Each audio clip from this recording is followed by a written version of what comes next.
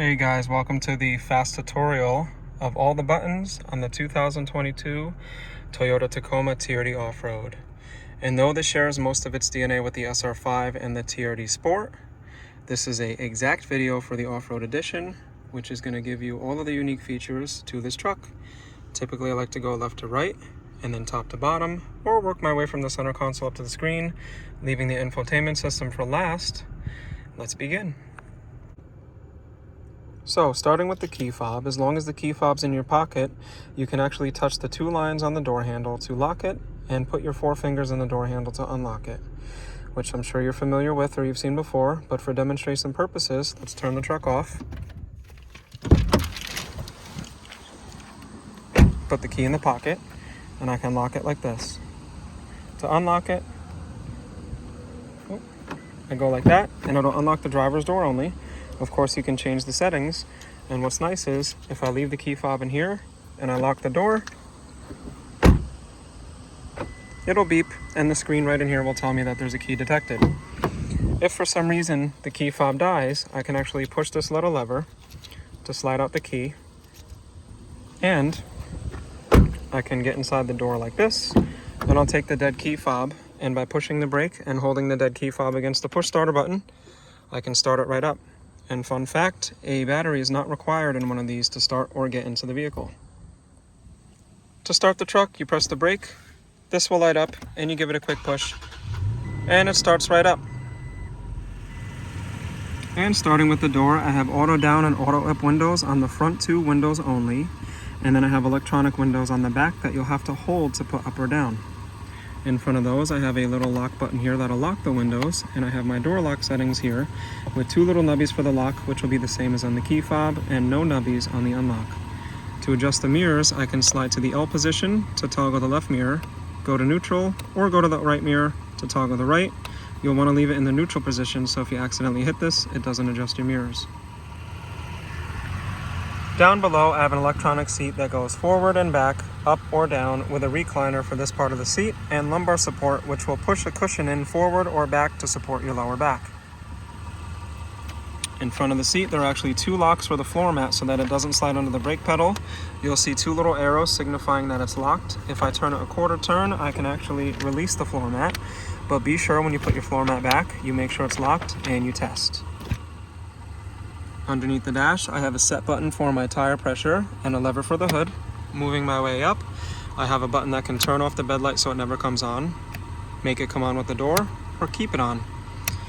This button will activate the automatic high beams, and this will actually set for my inverter in the back of the bed for plugging in low-powered electronic accessories. Above that, I'll have another dummy plug here to add on accessories like off-road lighting, but next to that I have the button to turn off the track control and the skid control, giving full power to all the wheels. Underneath the steering wheel, there's a pull-down lever that I can pull down with my thumb, and the steering wheel will actually telescope in and out, and it will go up and down.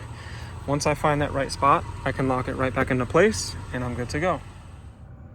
Behind the steering wheel, I'll have two stalks. The stalk on the left is for the lights. In this position, it'll say DRL off. That means I have no lights at all. When I go forward one click, it's automatic, which means the truck will have daytime running lights, and then it will sense when it's dark out or you're in a tunnel, and it'll put on all the lights, including the headlights, taillights, and interior lights. The next setting is going to be parking lights, which means if I'm parked but I want interior lights with some dim exterior lights to be noticed but not mistaken as driving, I can set it here. This is going to be for when I don't want to use the automatic setting and say I want headlights on right now. With taillights and interior lights, I can manually override the whole auto system and leave them on. When the lights are on, I can pick fog lights on or fog lights off like this. If I do a quick tap, I'll have three little signals to the left, or if I quick lift, I'll have three signals on the right. Great for merging on the highway. Of course, if you push down and release, you can keep the signal on like most vehicles. Onto the right stalk, I have the front wipers. Of course, there's no rear wiper, so there are a couple different settings. If I click down once, it goes to the intermittency level, which is where I can change how often it goes with this ring. If I click down again, it's going to be in low, which is going to be a low speed constant, and down for the last setting is going to be a high speed constant. If I pull this towards me, it's actually going to wash the front windshield. There is no washer for the back like you might see on other Toyotas. The steering wheel has an array of buttons that are all in the front of the truck, and it's basically divided between the left and the right. And starting with the left, I have a pad here that has volume up and down settings for the phone calls or radio. When I have radio presets, I can go through my presets with these arrows here. The bottom triangle button below that pad is going to be for voice commands. Now, when I'm connected to Bluetooth, I can do voice commands, but if I'm connected to Apple CarPlay or Android Auto, I can press and hold this for 3 seconds, and the little Siri orb or Google symbol will pop up, and I can make Siri or Google commands. Down below, I have a mode button which will go through AM, FM, Sirius Radio, and Bluetooth, or if I push and hold, it acts as a mute/pause button. And down below, the last button is going to be a dedicated phone button for pickup or hang up the calls. Of course, when I'm on a phone call, there will also be a red button and a green button for hanging up or picking up the call as well. On the right side of the steering wheel, I have an identical pad, the mirror image, with an identical shaped button as a triangle here, except they do different things. These buttons are arrows that go through the different menus on the MID, which is the multi-information display. Once I'm in a menu, I can select or go back. This button here is actually going to save my favorite pages on the MID, which I can have a couple different favorites. And then below that, I have controls for the climate control. Now, not climate control, the automatic radar cruise control. Sorry about that, guys. Look, I'm already ahead of myself.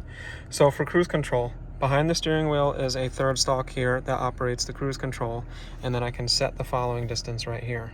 So starting with this, I can push the on-off button, and it will say radar ready on the MID.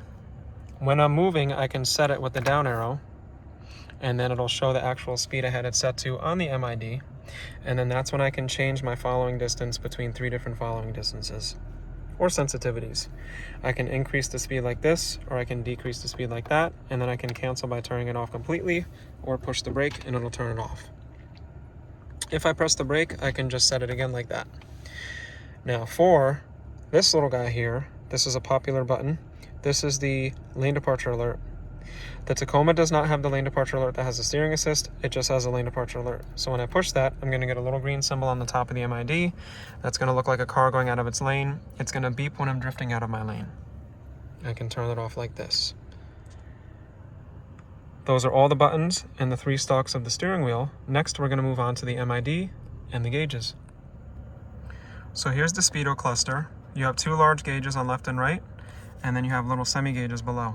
So starting with the left, I have the analog gauge for the RPMs, which will show me how the transmission is shifting. Below that, I have the engine temperature here, which should be in the middle when it's at operating temperature. Over here, I'm going to have a little stalk, and there's a symbol here that says ODO/trip.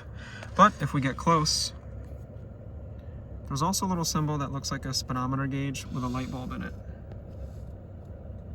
and a twisting symbol. So if I twist this, I can actually change the brightness up or down to the gauges. Most people don't like it all the way up, like that. See the twisting motion? If I push it on the bottom of the MID, I can see my odometer, trip A or trip B. When I'm in one of my trips, I can push and hold to clear it, like so. To the right, I have the analog for the not the RPMs, the speed. Of course, you can see on the MID I have the digital speed, and down below I have the fuel level with a little arrow on the left side of that fuel symbol, reminding me that the fuel door is actually on the left side of the vehicle. And in the middle, we have the MID. So by using the left and right arrows on the steering wheel, I can go through the different menus. Some menus will let me go up and down in a scrolling motion, which you'll see a little scrolling bar right here. And then I can select certain items, and then I can go back like that. So by going left to right, you'll see the little symbol light up. See? So the I is the information page. This is where I can see information about the truck and the drive. So I have the digital speed and range. And then I have the average fuel economy, the trip distance, and the total elapsed time of the drive since I started it, and my warning for driving. So that's your sway warning. If it thinks you're driving tired, it'll let you know your time of rest.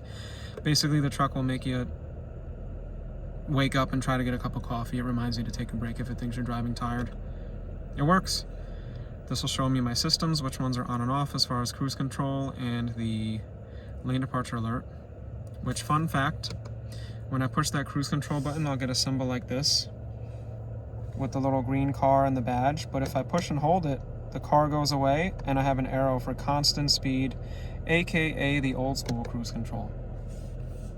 Going back down, I can see individual tire pressure. And then I have a roll and pitch for when I'm off-roading. This is the message menu, so this will store messages if the truck needs maintenance or it senses the tire pressure is low, or there's any other warnings like if something's wrong with the pre-collision system. And lastly, I have the settings menu, which is the little gear symbol. So PCS means pre-collision system, LDA means lane departure alert. So for PCS, if I hold the select button, I can turn it on and off or change the sensitivity. Now I'm going to hit the back button. And lane departure alert, I'm going to press and hold the OK button. I can change the sensitivity, turn my sway warning on and off, which is the one that senses if I'm driving sleepy, and change the sensitivity to the sway warning. Now I'm going to go back and down to settings. If I press and hold OK, I can change the language, units, and I can put drive info for different drivers, pop-up display. I can change the brightness and the shift position. And I can even change my accent color right here to a couple different colors, which is cool. And I can customize the screen there, maintenance reset, and all the way back to default settings. With the advanced technology package, there will be a separate menu here that's a little symbol of a compass. But this is a base off-road, so I don't have it. That compass would show you what street you're driving on, and it will actually give you a little compass to show you what direction you're driving in.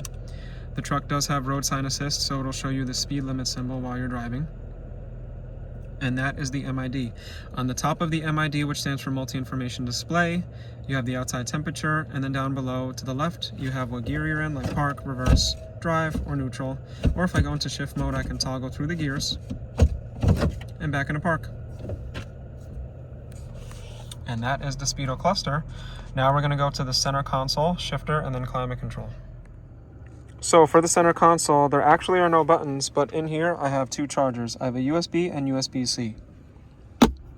Onto the shifter, like I showed you on the screen, I can go down into drive, and then I can go over to shift, and I can toggle through the gears like you saw on the screen. The parking brake is a simple handbrake that I pull up without pushing the button, while pressing the brake though, and then to release, I press the brake, pull up slightly, hold the button down until I get to the bottom.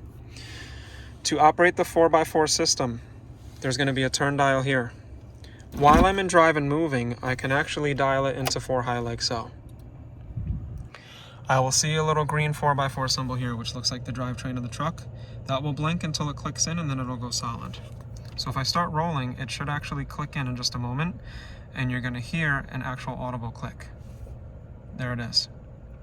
To come out of 4 high, I can just twist it back into 2 wheel, and then it's going to blink a couple times and click out. And I'm just going to back up a notch.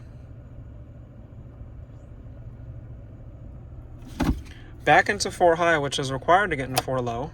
And remember, it's just a twist. It's not a push and twist. To get into 4 low, which is a low speed, I have to go to neutral. Then I'm going to push and turn. Then I pick what gear I'm going to go into. And now I've activated the 4 low.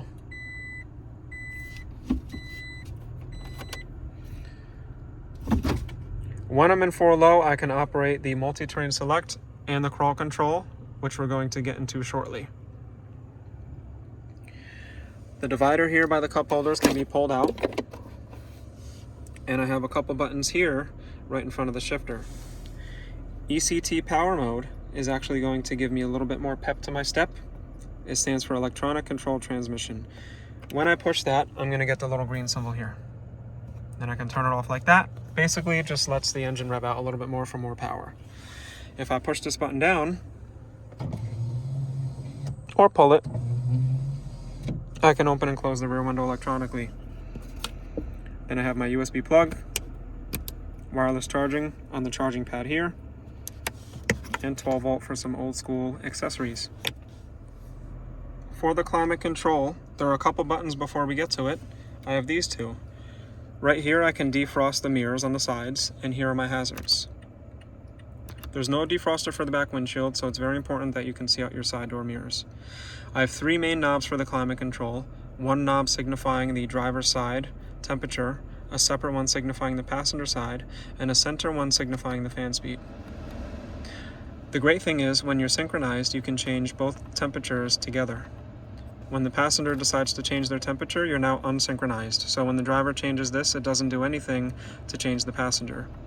Instead of worrying about matching them, what you can do is hit sync, and you can control the whole truck from the driver's side knob. Inside the fan speed knob is a mode, which you'll feel these little nubbies here to remind you. The mode is going to be your air direction. So I can cycle through different air directions like so. Be advised that when you want to use the AC on a hot day, you'll want to use the recirculate button with it as well, because you're going to keep cooling air that's already cool. In the cold weather, when you're using the heat and you're less likely to have the AC on, you don't want to use this button, you want to turn it off. But don't forget, when it's hot out, use these buttons together, which is why Toyota put them next to each other. For the front defroster, I have this button here that'll do the front windshield, and to turn the system off, I do this. Or I can resume it just like so. And that is the Tacoma climate control system. One last fact about the climate control system. There are 4 main vents here for the climate control for the facial air. They give you full customizing for turning, but do be advised, if you don't want any air, you just simply have to close the vent. There are 2 separate vents below. You will not have a separate vent for the face feature for the rear passengers, but there are vents underneath the seats to give them some cool air. Moving up top, there's the auto dimming rear view mirror. The green LED here symbolizes that it's on, so when there's lights behind you, it'll get dark on its own. This is the light sensor, but if you don't want it to get dark automatically, you can just simply turn it off and it'll stay crystal clear. Most people like to leave it on, because the great part is, when that back window's open, it'll see those taillights and it'll darken everything right up for you. Now we're going to get to the MTS, which is your multi-terrain select, and your crawl control. So we're already in 4 high, symbolized by the green symbol here on the left. To go into 4 low, if you remember, we have to go to neutral. And then we push and turn to 4 low. Once we're deciding if we're going to go into reverse or drive, the system will turn off the pre-collision system and actually the traction control as well, because you don't want to worry about those systems slowing down the power to the wheels when you're in 4 low. You're getting maximum power to the wheels. It's called 4 low because it's low speed. You won't do much faster than 25 miles per hour. The 4 high is only really designed to go about 50 to 55 miles an hour, but if you're going about 50 miles an hour, do you really need the 4 high? Unless you're doing some sand racing, it's about as fast as you want to go.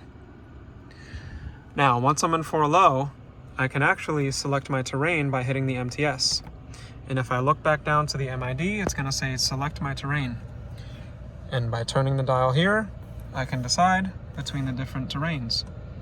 So there's mud and sand, loose rock, mogul, which is the uneven terrain, rock and dirt, and my rock. So say I'm going to rock and dirt, and now I want to do the crawl control. Well, to make it simple, crawl control is a low speed cruise control that lets you worry about the steering, and when I push that, I can set the speed with that same dial. These are all different levels of low speed. And then I can let go of the brake, and I don't have to push the brake or the gas because it's a cruise control, and I can focus on steering. You're going to feel the brakes grabbing in a lot of little micro brakes, and you're going to hear it. So it's going to go and it's going to change the speed to maximize you maintaining that low speed, and it's going to let you focus on the steering. The first couple times it's going to feel very weird, but when you're going off-road, experiment with it. The great thing about the crawl control is it can actually help dig itself out if you get a little stuck in some sand or mud. Now, don't be overconfident and expect it to just dig itself out, but watch some videos and witness these trucks dig themselves out and be inspired.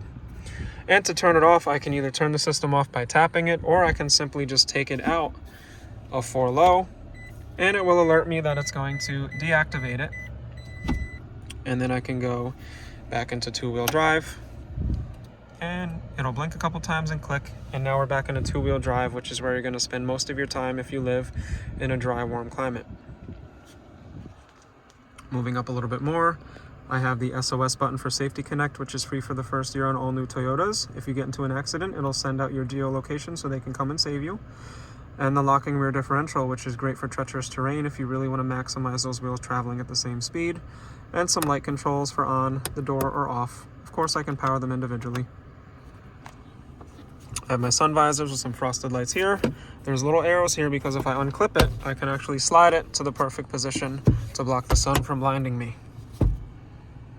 On this truck, because it doesn't have the navigation with the compass here, you get a digital compass in the corner of the mirror. All right, onto the screen. So we have two main knobs here, which is push for turn on and volume, and then I have tune and scroll for the radio. This is just the home screen, which we can tell because it says home, and I also have the time over here. I can change what the home screen shows. I can also change the color theme. I can turn the beep on and off, and a couple other options as well. Customizing things, you'll want to go to menu and go to setup. This is where I can turn the beep on and off, change the clock, do my language, customize my home screen, so I can change the layout. I can even change what the squares show, and I can change my color theme here. I like the black and blue. I can turn the beep on and off like I mentioned. Here's some advanced keyboard settings, but down below this is where I can check for software updates, etc. When I go to audio, this is where I can pick my audio source, which I can't really listen to music with you because of copyright reasons, but all new Toyotas are going to come with 3 months of Sirius radio. The great thing is, when the radio is on, I have 36 different presets here, and like I mentioned when we were talking about the steering wheel, I can go through the presets with these arrows. So by pushing the down arrow, I can go down in number, or by pushing up in the arrow, I can go to my lower number. Now the interesting thing is, the up arrow goes closer to the top of the list, not higher in number, because it's not assumed that you're going to be doing that direction. What you're doing is you're going to the top of the list. So the down arrow on the steering wheel is going to go down your list all the way down to number 36. You can set different settings, different sources is what I tried to say. So you can do AM channels, FM channels, Sirius radio channels. You can mix and match, which is nice. When you're listening to the music, you can also change the sound settings. Each different source, like AM, FM, Bluetooth, can have its own different equalizer. That's actually the best setting. 3 up on the treble, 2 up on the bass, in my opinion, for most genres with these speakers. But if you get the premium package on this truck, that gets you the leather interior that's heated, the moonroof, and the JBL sound system with the subwoofer, you might want to set it up a little bit differently. But for the rest of us that don't have that, that seems to work just fine, and I can turn the radio off like that. If I have the advanced technology package with the navigation, pushing the map button would give me the in-house integrated navigation. But since this is a base off-road, pushing the map is just going to tell me that it doesn't have the app installed. You don't really need an app because we used to use an app on that called Scout GPS Link. All you need to do is plug your smartphone right into here, and you can run Apple CarPlay or Android Auto, so that when you hit map, it's going to show Waze, Google Maps, Apple Maps, etc. On the right, I have Seek and Track for the radio, and then there's the phone menu here, which will prompt me to get my phone connected. But once it is connected via Bluetooth, when I hit phone, I can do my favorites list, call history, contacts, etc. And then there's apps. This is going to prompt me for a little bit more of a primitive version of Apple CarPlay and Android Auto called Entune App Suite. Let me know what you think of Entune. Me personally, I think the connected stuff here outweighs it in features, but this gives you access to certain apps from your phone. Just being real with you guys, when you plug in the Apple CarPlay and Android Auto, that's where it's at, you know, so I wouldn't really worry about the apps feature in my opinion. And it's prompting me for an update right over here. That's the basics on the screen. You'll spend most of your time on the home screen. This is what the Toyota interface looks like when you're plugged into the Apple CarPlay or the Android Auto. There's 2 interfaces at that point. You have the Toyota interface, or it'll swap you to the Apple/Android interface, so you can bounce back and forth between the 2. That's why when I mentioned the audio, there's 2 different audio controls. You can tap it once for the Toyota voice commands, which is a little wonky, but it works. It's a little slow. Or if you press and hold, you can do Siri/Google, and it'll pop up, and that's a lot faster. When you connect it via Bluetooth on the phone, there will be 4 little slots here. in the phone widget, so you can set 4 contacts for an instant tap to call, which is very convenient because the whole idea is to not waste your time in the phone menu scrolling and finding people, to not pick up your phone and be scrolling and texting and finding people. You can use Siri to send text messages via audio. You can use the Toyota system. When you get text messages, it'll alert you, then you can choose if it reads it or not, depending on if you're in the mood to text via audio. So this is set up to simply let you operate everything via audio or quick touch. And that is the fast button tutorial of the 2022 Toyota Tacoma. Let me know if I missed anything, and let me know if there's something I went a little too fast on. Thanks again for watching. Share it with your friends that you think would benefit. Let me know what you guys would like to see. I'm doing my best given the inventory constraints, and I will see you guys in the next video. Peace.